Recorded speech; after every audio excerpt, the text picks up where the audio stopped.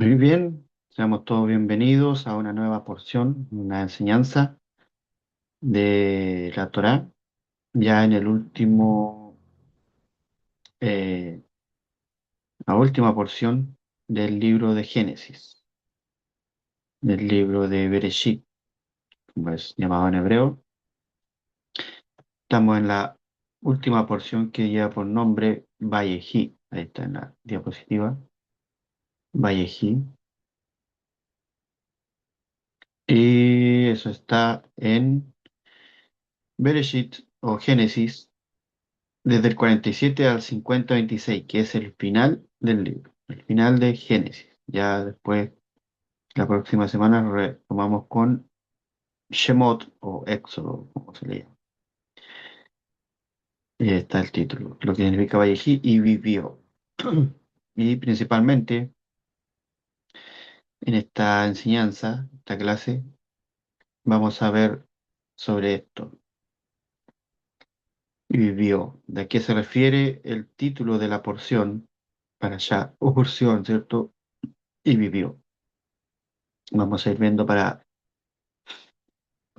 poder aprender eh, esta luz de la Torá en la vida diaria, ¿cierto? En lo cotidiano de nosotros, de cada uno, eh, para poder enfrentar esto que vivimos día a día, ¿cierto? Entonces, el texto base de la porción para esta enseñanza está en el 47-28, ¿cierto? El primero. Ahí está en hebreo y en español. Y dice, y vivió Jacob en la tierra 17 años. Eso es lo que el capítulo, el versículo 28 del 47 que habla de eso. Por eso ahí y vivió, que está ahí Vallejí. Un dato curioso, lleva las mismas letras del nombre elevado, Yud, He, Bad, He, o sea, no todas, pero la mayoría. Y tiene su significado, y vivió, ¿cierto? Principalmente en esta porción se habla de la muerte de Jacob, o sea, en este episodio muere, pero habla de cómo vivió, ¿en dónde? En Egipto. Y ahí vamos a ver el cómo vivió. Y el título para esta enseñanza es Vivir plenamente. Ahí hay una imagen de un sembradío, esa imagen es real, es en mi mano, con 12 espigas, ¿cierto? Representando las 12 tribus. Porque esta porción habla acerca de las bendiciones que le dio Jacob a las 12 tribus, ¿cierto? A sus hijos. Perdón. Entonces vamos a dejar el texto ahí para que lo vean. Y vamos a hacer el resumen, ¿cierto? Que hacemos siempre, temático, los temas principales de la porción que vamos a ver a continuación. Entonces, porción Parashat o porción Vallejí, y vivió, ¿cierto? Vivir de tal manera que la vida continúe, ¿cierto? Que no tenga un estancamiento. El tema central de esta porción, y Vallejí significa y vivió, ¿cierto? Pero paradójicamente relata la muerte de Jacob, como le decía, desde la sabiduría interna. Esto nos enseña que la verdadera vida no se mide por el cuerpo, sino por la conciencia que nosotros dejamos, ¿cierto? El legado que dejamos aquí. ¿Recuerdan el legado de Sara? ¿Cómo era ella? Eso fue un verdadero vivir. Aquí también habla de cómo vivió Jacob y la verdadera vida que vivió. Cuando una persona transmite luz, valores y propósito, esa persona sigue viva, incluso después de la muerte, ¿cierto? vaya toda referencia a cada una de esas personas que han dejado algo aquí, ¿cierto? Que han dejado, han transmitido luz, ¿cierto? Valores y propósitos, y nosotros hemos sido testigos de ello, incluso que después que veamos su muerte, incluso después de eso queda esa luz o esos valores, ese propósito en nosotros. Entonces, ese es un tipo de persona que vivió realmente, porque dejó algo. Entonces, vivir conscientemente hasta el último instante, Jacob no se despide pasivamente, sino que bendice, ¿cierto? Ahí está la bendición a sus hijos, ordena, aclara y transmite una visión. Es el final de una etapa que revela cómo fue realmente vivida su existencia acá. La conciencia al cierre determina la huella que él dejó, en este caso que dejamos cada uno, porque todas estas cosas eh, aplican a nosotros también. Entonces, también hay las bendiciones como una revelación del alma. Las bendiciones a los hijos no son deseos emocionales, sino son lecturas espirituales de su esencia, ¿cierto? La raíz del alma. Quiere decir que cuando vemos al otro desde su potencial, ¿cierto? A nuestro prójimo desde su potencial y no desde sus errores, ayudamos a que su luz se manifieste. Pero muchas veces, primeramente, vemos los errores. Obviamente, cuando hay que corregir, hay que verlo de una forma para corregir, no para amedrentar, sino que es para corregir el error y manifestar su potencial. También habla de Efraín y Manasés, ¿cierto? Que son los nietos de Jacob, que son los hijos de José. Y el tema entre ellos es sanar el pasado para poder avanzar. Ese es el tema que está ahí. Obviamente hay mucho más enseñanza, pero uno de los temas que se refiere a estos dos hijos o nietos de él, hijos de José, dice que Jacob cruza sus manos y pone la derecha sobre Efraín, el menor. Y era una costumbre bendecir primero al mayor, pero bendice al menor. Menasés significa olvidar el dolor, Efraín, dar fruto en la dificultad. Eso es lo que es el significado de cada uno de ellos, arquetipos también. El mensaje profundo de esta enseñanza es primero integramos el dolor, pero no nos quedamos ahí, sino que lo transformamos en crecimiento. Es el significado de estas dos personas, o de este acto, de cuando bendice a estos dos últimos integrantes de las tribus, ¿cierto? Primero había bendecido a todos sus hijos, sin excepción de que sean tribus, porque hay dos que no forman parte de las tribus, como José y Leví, ¿cierto? Como con tierra y posesiones, pero igualmente los bendice. Entonces, igual hay una enseñanza. También otro tema es la unidad antes de la partida, antes de que se vaya Jacob de este plano físico. Jacob pide que todos estén juntos, ¿cierto? Unidad. No deja herencias materiales, sino dirección espiritual. Luego después vemos muchos años más adelante que ahí hay repartición de tierras, pero porque había que poseerla primero. En este momento, Jacob no tenía herencia de tierras, pero sí esa dirección espiritual de lo que ellos tenían que ser en adelante, ¿no? Si usted lee la bendición de cada uno de los hijos, es más que nada no le está prediciendo el futuro, sino que le está dando una dirección de que ellos tenían que seguir. Entonces, la unidad no nace de pensar igual, sino de caminar hacia un propósito en común. Entonces, muchas veces dicen, tú no eres compatible conmigo porque no piensas igual que yo. No todos pensamos igual. Tenemos que tener complementación.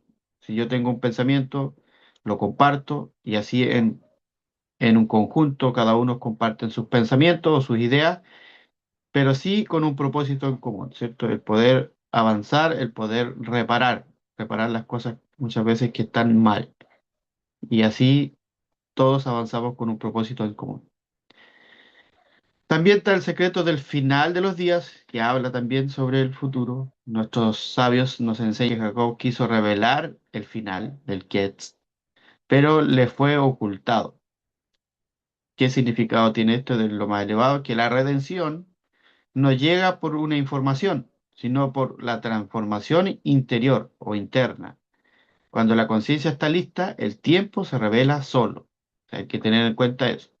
A veces esperamos las profecías y cosas así, pero la redención final, ¿cierto?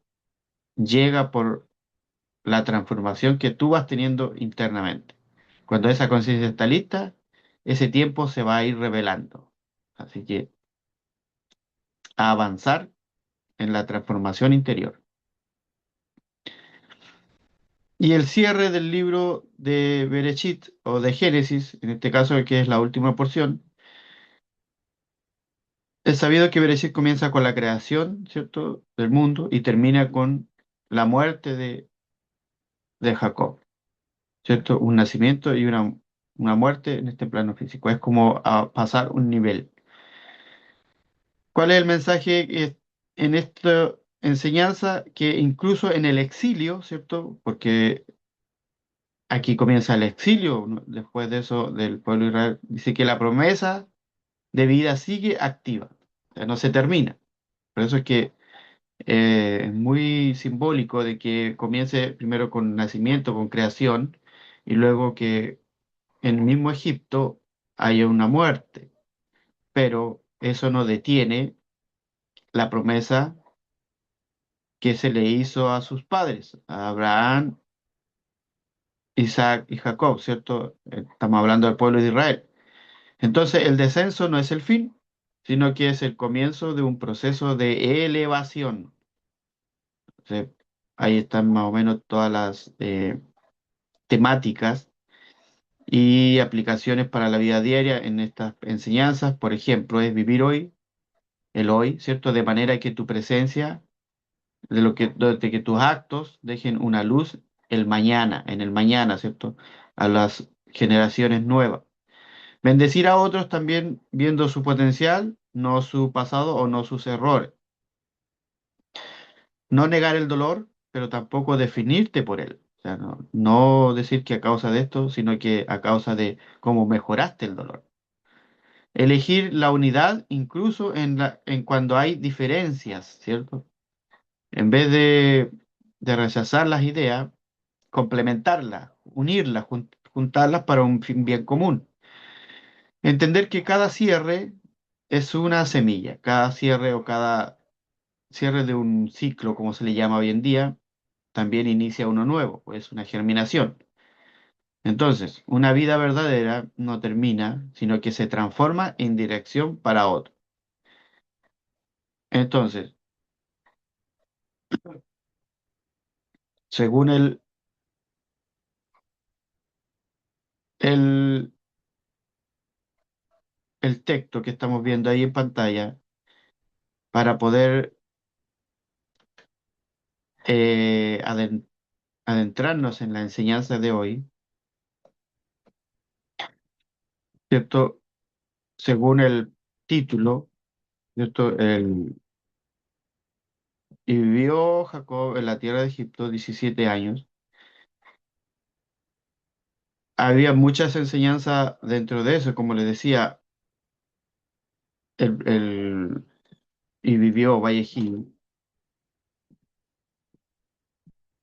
el vivir en Egipto, que Egipto es Mizraim, el significado, ¿cierto? Es estrechez y limitación, y el contraste espiritual es vivir dentro del exilio. Entonces, el vivir plenamente, lo que es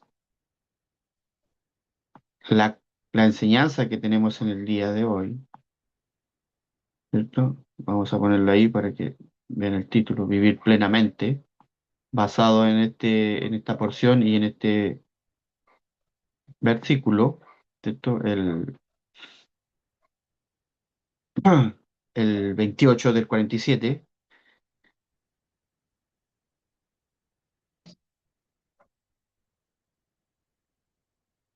es,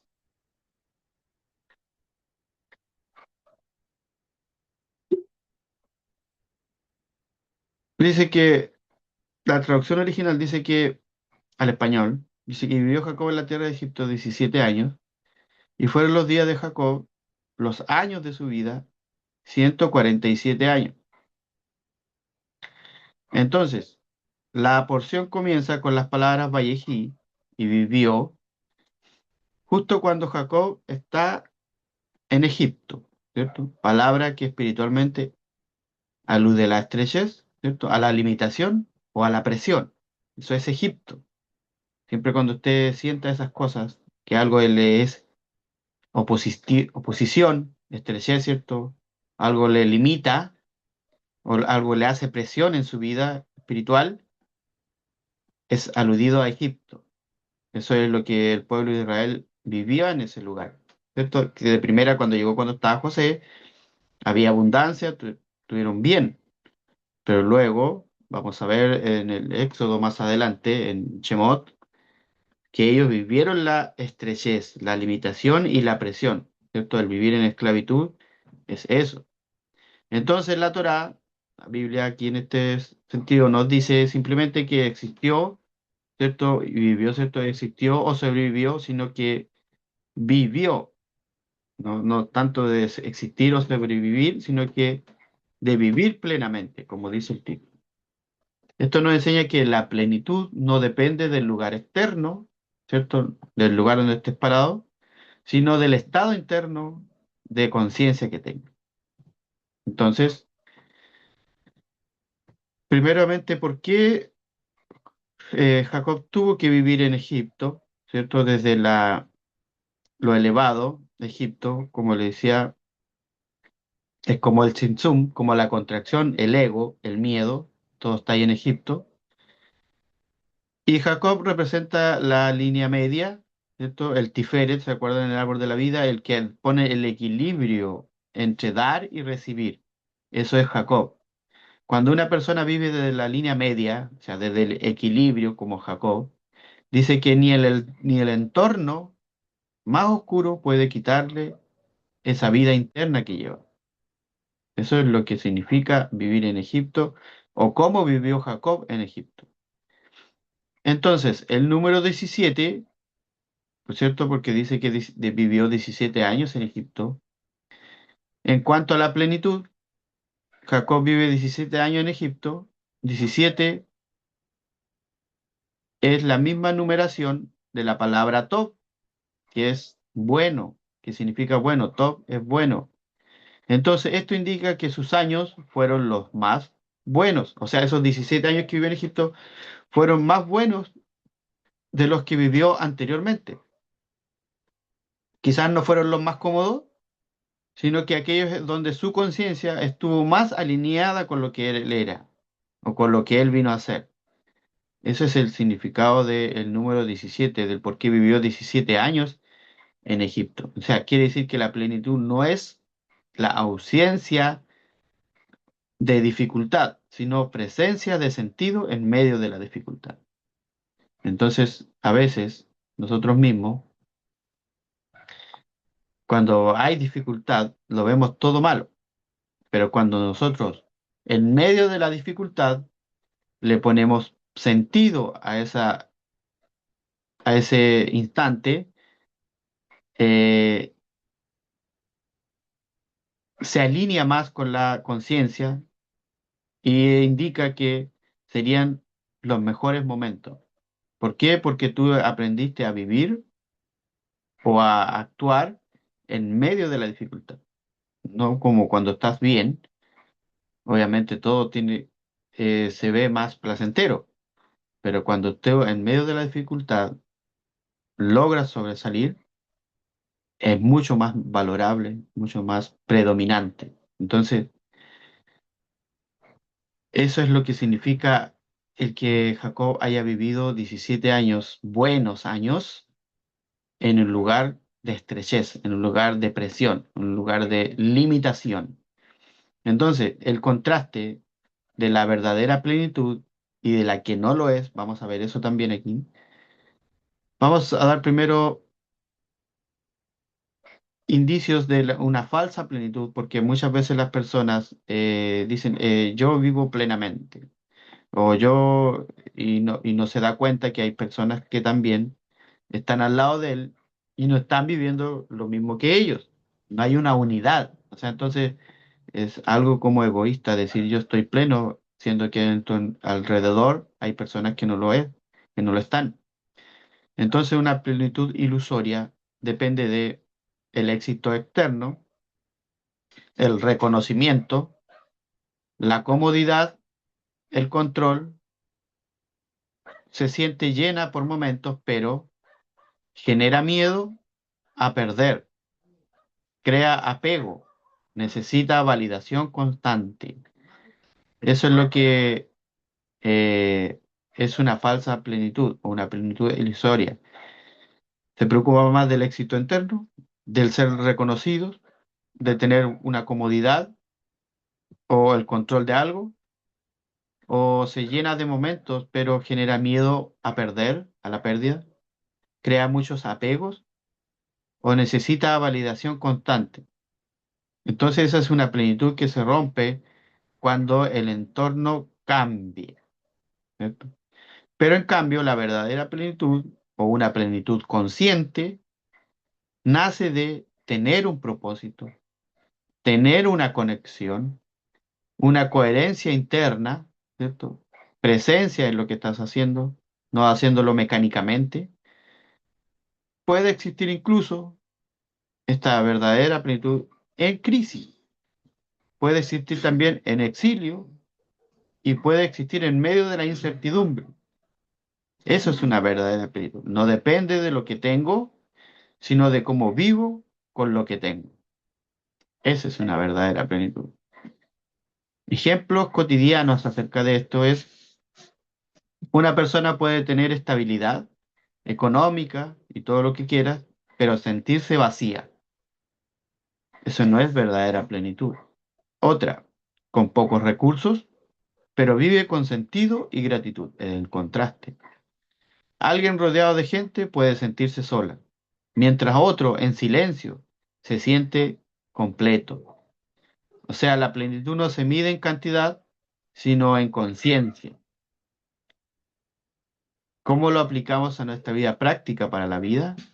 Vivir plenamente no es esperar que todo esté bien, sino elegir una actitud consciente incluso cuando no lo está.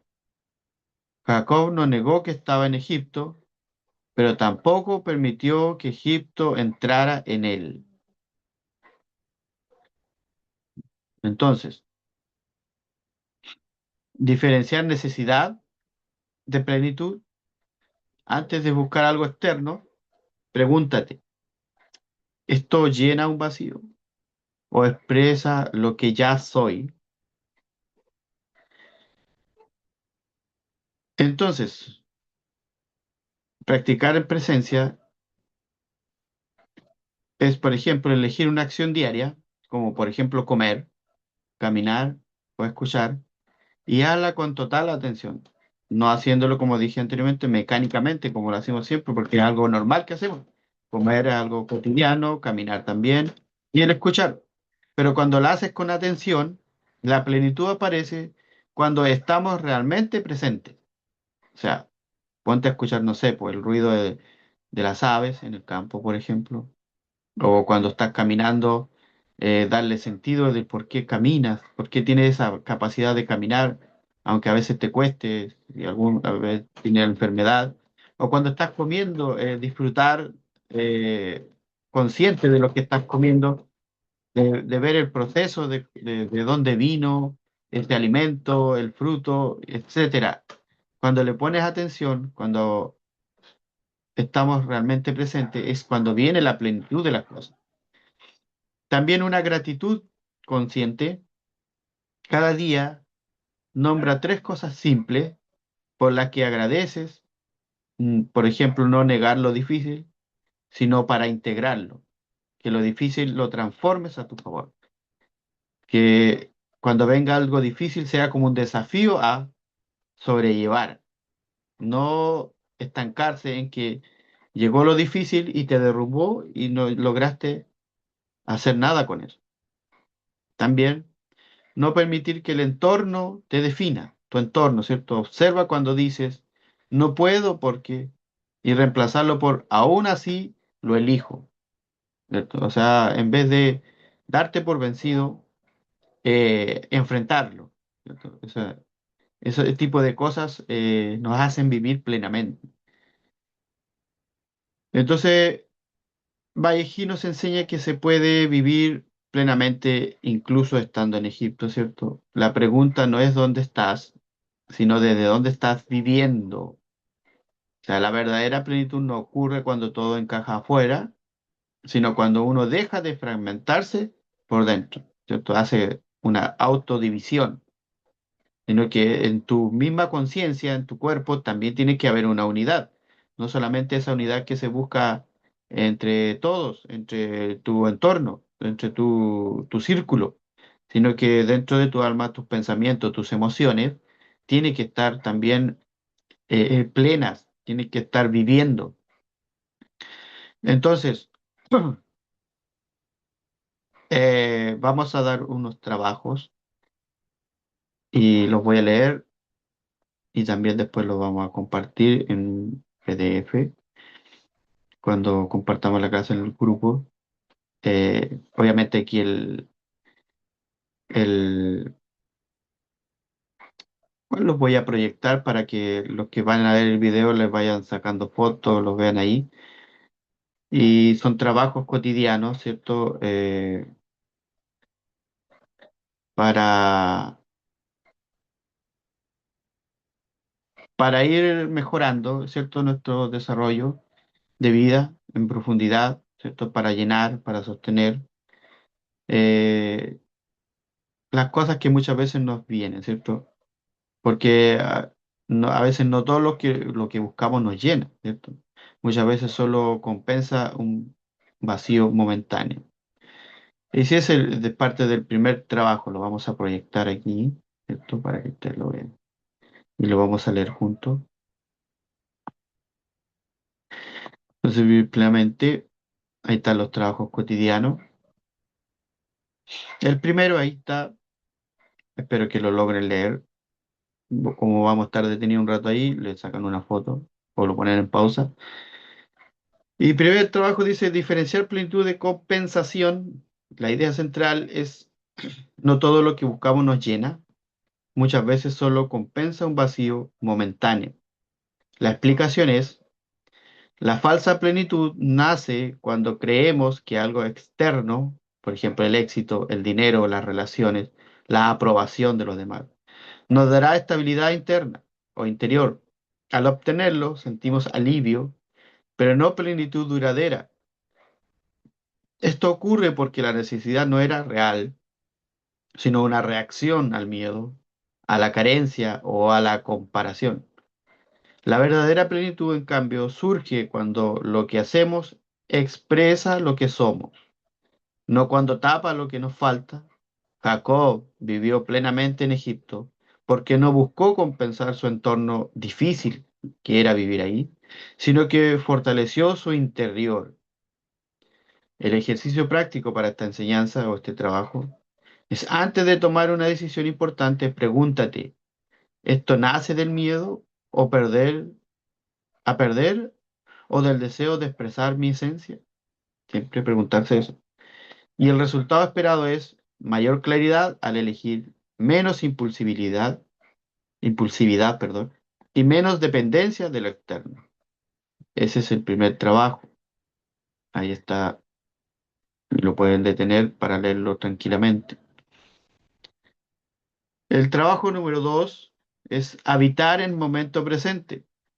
La idea central de este trabajo es la plenitud solo ocurre en el presente. El pasado pesa y el futuro distrae, ¿cierto? Cuando uno está pensando solamente en el futuro te aleja del presente. La explicación. Muchas personas viven físicamente en un lugar, pero mentalmente en otro, recordando errores pasados o anticipando problemas futuros. Esta fragmentación interior impide sentir plenitud, incluso en circunstancias favorables.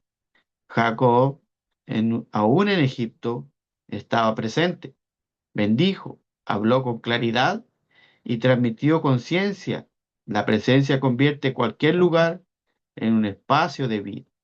El ejercicio práctico es: elige una actividad diaria, como por ejemplo, como decía anteriormente, comer, caminar o escuchar a alguien, y hazla sin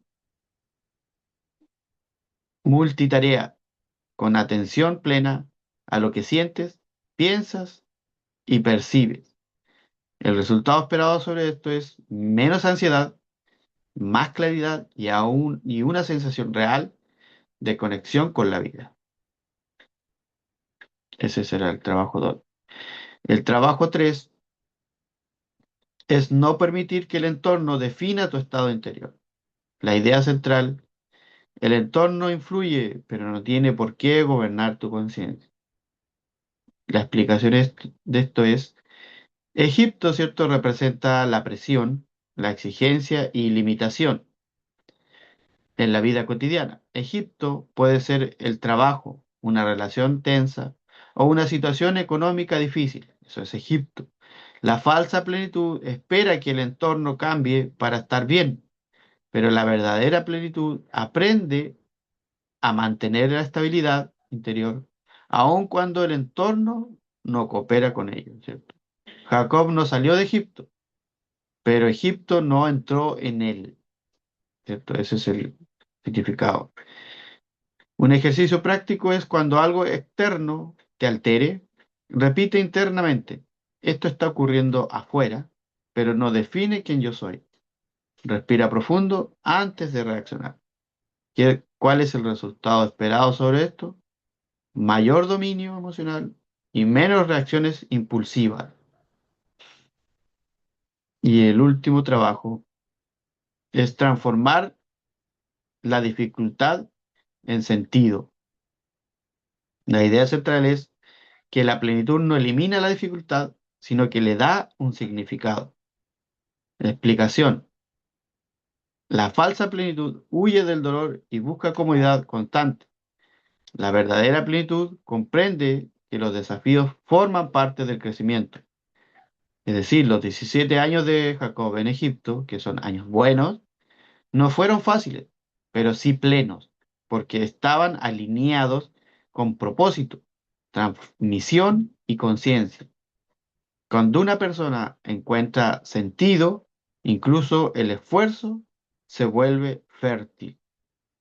¿Qué ejercicio práctico encontramos en esto? Que frente a una dificultad actual, escribe, ¿cierto? Pon papel y escribe. ¿Qué me está enseñando esto de cualquier situación? ¿O qué versión de mí está pidiendo emerger? El resultado para esto es mayor resiliencia, ¿cierto? Paz interna y sanación de avance real. Esos son los 4 trabajos que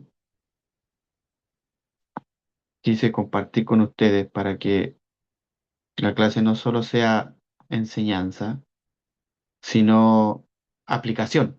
Esto es la idea eh, de cada clase, no solamente que eh, tengamos la teoría, sino que la práctica también vaya de la mano, es lo más esencial. Entonces, para ya ir terminando, una reflexión breve, ¿cierto? Para, para que en nosotros, ¿cierto?, haya esta capacidad de, de poder vivir como lo vivió Jacob estos 17 años en Egipto, que son traducidos como años buenos, años plenos. Porque la verdadera plenitud, ¿cierto? No es tener una vida sin Egipto, ¿cierto? Porque va a estar, sino aprender a vivir con conciencia aún dentro de él. Entonces, reflexión final, conclusión. A veces creemos que para vivir plenamente, ¿cierto? La vida tiene que ordenarse o que las cosas deben mejorar, que el entorno debe volverse más amable. Esperamos eso, ¿cierto? Pero Jacob nos enseña algo distinto. La Torá nos dice, no dice que él sobrevivió en Egipto, dice que vivió. Por eso Vallejí y vivió. Vivió en la estrechez, vivió en la incertidumbre, vivió en un lugar que no era ideal. Y aún así vivió plenamente, porque la plenitud no comienza cuando el mundo cambia, ¿cierto? Sino cuando dejamos de postergar la vida esperando condiciones perfectas. La verdadera plenitud nace cuando decidimos estar presentes, cuando elegimos sentido en lugar de quejarnos, conciencia en lugar de reacción. Egipto no desaparece, no se va, pero ya nos está gobernando. Las dificultades siguen ahí, pero dejan de definir quiénes somos. Vivir plenamente no es tenerlo todo resuelto, es no fragmentarse por dentro, es habitar cada momento con coherencia, aunque el camino sea estrecho. Y quizás esa sea la enseñanza más profunda de Vallejí y vivió, que incluso en los lugares más oscuros, cuando la conciencia está despierta, la vida sigue fluyendo, porque quien vive con plenitud nunca deja de vivir. Amén, ve amén. Esta ha sido la enseñanza de esta semana, de este día maravilloso. Espero haya sido de bendición, de, de recarga, ¿cierto? De convicción nuevamente en las cosas que vivimos, ¿cierto? A diario, porque eso a veces pasa, que se nos presenta un problema, una dificultad, Egipto, ¿cierto? Y no sabemos cómo afrontarla. Aquí hay una serie de ejemplos prácticos para la vida, para poder enfrentar todo este tipo de cosas, para poder vivir plenamente en Egipto. Así que si hay alguien que quiera hablar, eh, gracias a ti, Janet, por estar, gracias por tu participación aquí, ¿cierto? Eh, que haya sido de mucha bendición para ti y para que lo puedas compartir, ¿cierto? A tus seres queridos, a los que a lo mejor te piden a veces algún consejo, ahí van a estar los trabajos que pueden reaccionar, es aplicable para todos. Gracias a ti también, Jacob, dice, gracias por ejemplos prácticos a vivir la verdadera plenitud, se ha dicho eso. Así es, porque a veces entendemos la plenitud de otra forma y a veces la gente lo dice, esta es la verdadera plenitud. Pero ahí aprendimos que en medio de lo dificultuoso hay que aprender a vivir también. Esa es la verdadera plenitud. Así que un abrazo para todos, para ti que vas a ver este video, que te sirva de mucha bendición. Todas las semanas estamos subiendo luz práctica para la vida cotidiana, para la vida diaria, y una de esas te llega a ti, te sirve y aprendes a poder vivir más plenamente, a vivir más esta vida de una forma con sentido, porque ese es el propósito de esta vida, ir corrigiendo las cosas o las malas acciones que a veces están impuestas en este sistema. Así que, como les decía, un abrazo para todos. Muchas bendiciones y nos vemos hasta una próxima. Adiós. Chao, chao, bendiciones.